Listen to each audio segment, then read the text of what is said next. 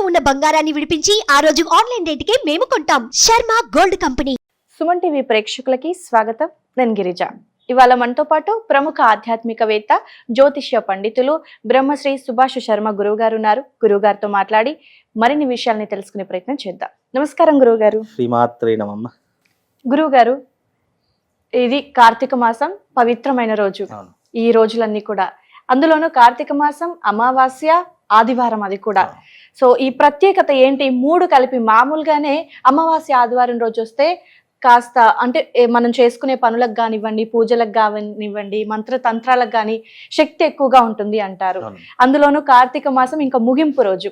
అసలు ఏంటి ప్రత్యేకత గురించి మీరు చెప్పాలి అంటే ఏమని చెప్తారు గురువు గారు? తప్పకుండా తెలియజేస్తాను. ముందుగా ప్రేక్షకులందరికీ శ్రీమాత్రే నమః, శ్రీ గురుభ్యో నమః. ఓం జ్ఞానినాంనపి చేతాంసి దేవి భగవతి హిసా బలాయ కృష్యమోహాయ మహామాయ ప్రయశ్చతి. కార్తీక మాసంలో చిట్ట చివరి రోజు కార్తీక అమావాస్య. ఆదివారం అమావాస్య వచ్చింది అంటేనే అది గొప్పనైనటువంటి తిథిగా భావన చేసుకుంటాము. మనకు చిన్నప్పుడు చెప్పేవారు పెద్దలు, తాతలు కానీ అమ్మమ్మలు కానీ, ఆదివారం అమావాస్య అర్ధరాత్రి అని భయపెట్టేటటువంటి వాళ్ళు. ఎందుకు అంటే అమావాస్యకు పాజిటివ్ ఎంతగా ఉందో నెగిటివ్ కూడా అదే రకంగా ఉండేటటువంటి తిథి ఆదివారం అమావాస్య కూడుకొని వస్తే గనక దానిని మనము అర్క అమావాస్య అని కూడా పిలుస్తాము. అర్క అంటే ఆదివారం, ఆదివారం అర్క అమావాస్య వస్తే గనక ఆ రోజున విశేషంగా మన జీవితాన్ని ఉద్ధరింపజేసుకోవడానికి కొన్ని అద్భుతమైనటువంటి పరిహారాలు ఉన్నాయి. అలాగే ఎవరైనా శత్రునాశనం చేద్దామనుకున్నా కూడా ఈ అమావాస్య చాలా విశేషమైనటువంటిగా భావన చేసుకుంటూ ఉంటారు. బికాజ్ ఎందుకంటే ఆదివారం అమావాస్య వచ్చింది అంటే ముఖ్యంగా పితృదేవతలకు తర్పణాలు చేయడము అనేటటువంటి విధి ఆచరించుకోవాలి. ఆ రోజున గంగా స్నాన విధిని ఆచరణ చేసుకుంటూ ఉండాలి. విశేషంగా ఆ రోజున శివారాధన చేసుకునేటటువంటి ప్రయత్నం చేసుకోవాలి. శివారాధన కానివ్వండి, ఆంజనేయ స్వామి ఆరాధన కానివ్వండి, అలాగే విష్ణుమూర్తి ఆరాధన కానివ్వండి, ఇలాంటివి చేసుకోవడం ద్వారా మనిషిలో ఉన్నటువంటి ఏవైతే విధానాలు, కొన్ని చెడు సంకేతాలు ఉంటాయో వాటన్నిటిని కూడా దూరం చేసుకోవడానికి ఈ ఆదివారం అమావాస్య చాలా అద్భుతమైనటువంటి తిథిగా భావన చేసుకుంటూ ఉంటారు. అందులో ఇంకా ముఖ్యంగా చెప్పాలంటే ప్రతి మనుషులకు నరదృష్టి, నెగిటివ్ ఎనర్జీ అనేటటువంటిది విపరీతంగా ఉంటూ ఉంటుంది. అలాగే కొంతమంది ఇళ్లల్లో నెగిటివ్ ఎనర్జీ విపరీతంగా ఉండి మనిషికి ఇంటికి వెళ్ళగానే మనసులో ఉండకుండా ఉండడము, అతిగా ఆలోచన చేసుకోవడము, ఇంట్లో ఉంటే ఏదో వెల్తీగా ఉండడము, ఏదో గిల్టీగా ఉండడము, ఏదో రకమైనటువంటి ఆలోచనలు విపరీతంగా వస్తున్నాయి అంటే ఆ ఇంటికి వాస్తు దోషమైన అయి ఉండాలి. లేదు అంటే ఆ ఇంట్లో మనం ఎంత అందంగా నిర్మించుకున్నా ఆ ఇంట్లోకి వెళితే ఏదో భయంగా ఉండడము, ఇవన్నీ కూడా నెగిటివ్ ఎనర్జీకి సంకేతాలుగా చెప్పడం జరిగింది. అలా ఉన్నప్పుడు మనము కొన్ని తిథులలో కొన్ని పరిహారాలు చేసుకోవడం ద్వారా నెగిటివ్ ఎనర్జీ వెళ్ళిపోవడం కానివ్వండి, చెడు సంకేతాలు మన నుండి దూరం అయిపోవడం కానీ జరిగేటటువంటి అవకాశాలు ఉంటాయి. అందులో ఇది ఆదివారం అమావాస్య కాబట్టి ప్రతి ఒక్కరూ కూడా ఇంట్లో ఉన్నటువంటి నెగిటివ్ ఎనర్జీ వెళ్ళిపోవాలనుకున్నా, మన జీవితంలో ఉన్నటువంటి శత్రు భయము, శత్రుభీతి వెళ్ళిపోవాలనుకున్న ఒక మంచి పరిహారం చెప్తాయి. ఈ ఆదివారం రోజున అమావాస్య కాబట్టి ప్రతి ఒక్కరూ కూడా 2 తమలపాకులు తీసుకోండి. ఆ తమలపాకులు తీసుకొని మీ ఇంటి సింహద్వారం ఉంటుంది కదా, ఆ సింహద్వారం ముందర ఆ 2 తమలపాకులు పెట్టేసి దానిపైన 2 దీపాలు వెలిగించేసేసి, అది కూడా ఎలా వెలిగించాలంటే ఆ తమలపాకులు వేసిన తర్వాత దానిపైన రాళ్ల ఉప్పు ప్లస్ తెల్లటి నువ్వులు, ఈ రెండుటిని కలిపి దానిపైన ఒక ముద్దలాగా వేసి దానిపైన దీపాలు వెలిగించడం ద్వారా లక్ష్మీ కటాక్షం కలుగుతుంది. అందులో ఇంటిలో ఉన్నటువంటి నెగిటివ్ ఎనర్జీ అంతా వెళ్ళిపోయేటటువంటి అవకాశం ఉంటుంది. ఇంట్లో మానసికంగా, శారీరకంగా రుగ్మతలు ఏవైనా ఉన్నా కానీ ఈ 3 కూడా వెళ్ళిపోవడానికి ఈ పరిహారం చాలా అద్భుతంగా ఉపయోగపడుతుంది. ఇది తాంత్రిక సాధనలో చేసేటటువంటి పరిహారము కనుక ఈ రకమైనటువంటి పరిహారం చేసుకొని చాలా ఉత్తమమైనటువంటి మార్గంగా చూపించడం జరిగింది. అలాగే ఇది ఆదివారం అమావాస్య కాబట్టి ఆ రోజున తప్పకుండా శివారాధన చేసుకోవాలి. ఎందుకంటే కార్తీక మాసం ముగిసేటటువంటి సమయం కాబట్టి ప్రతి ఒక్కరూ శివుడికి అభిషేకాది క్రతువులు చేసుకోండి.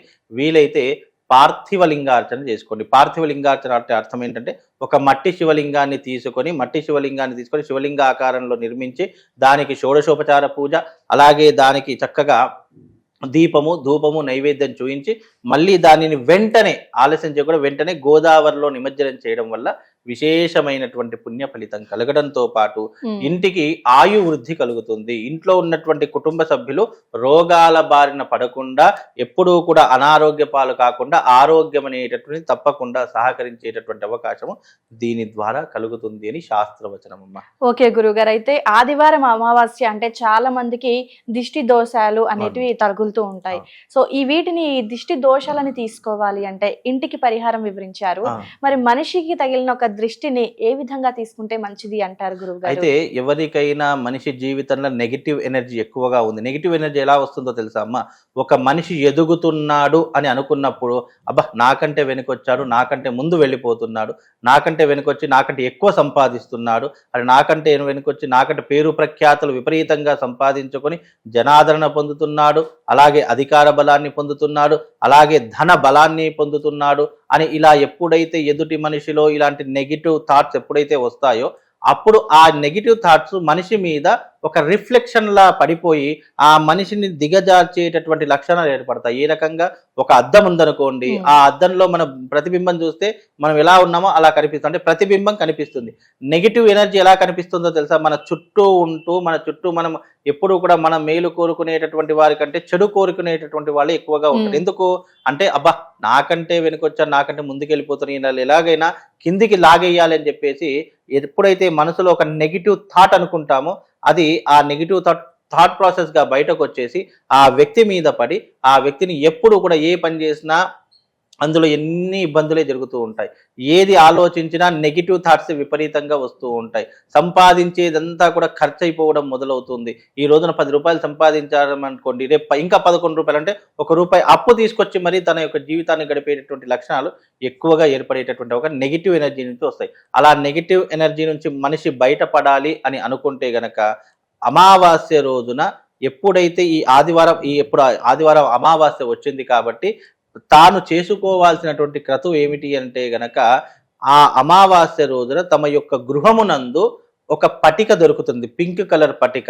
ఆ పటికను ఈ అమావాస్య రోజున వాళ్ళ ఇంటి యందు పెట్టుకోవడం ద్వారా ఇంట్లో ఉన్నటువంటి వ్యక్తుల ద్వారా ఉన్నటువంటి నెగిటివ్ ఎనర్జీ కూడా వెళ్ళిపోతుంది.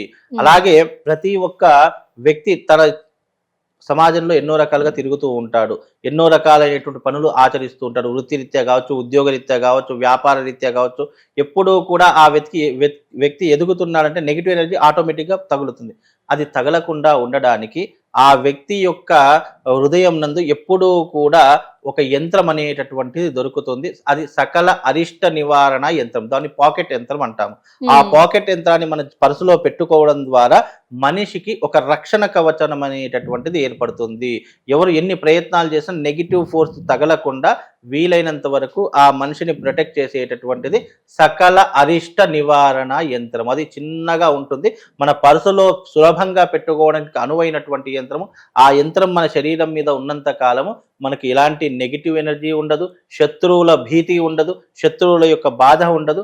అలాగే మనకి ఎప్పుడు కూడా ఒక రక్షణ కవచంలా ఆ యంత్రం అనేటటువంటిది కాపాడుతుంటుంది. కాబట్టి ఆ సకల అరిష్ట నివారణ యంత్రాన్ని మన పర్సులో అది కూడా మంత్రించి పూజించి పెట్టుకోవడం ద్వారా అది ఎప్పుడైతే మన శరీరం మీద ఉంటుందో నెగిటివ్ ఎనర్జీ తగలకుండా మనకు ఒక రక్షణ కవచంలా కాపాడేటటువంటి విధానం ఉంటుంది. ఈ పద్ధతిని చేసుకునేటటువంటి వినియోగించుకోండి, తప్పకుండా వాళ్ళకు శుభము లాభము రెండు కూడా కలుగుతాయమ్మా. ఓకే గురుగారు, చాలా చక్కటి పరిహారాలని అలాగే పూజా క్రతువులని తెలియజేశారు. ధన్యవాదాలు గురుగారు. శ్రీమాత్రే నమః.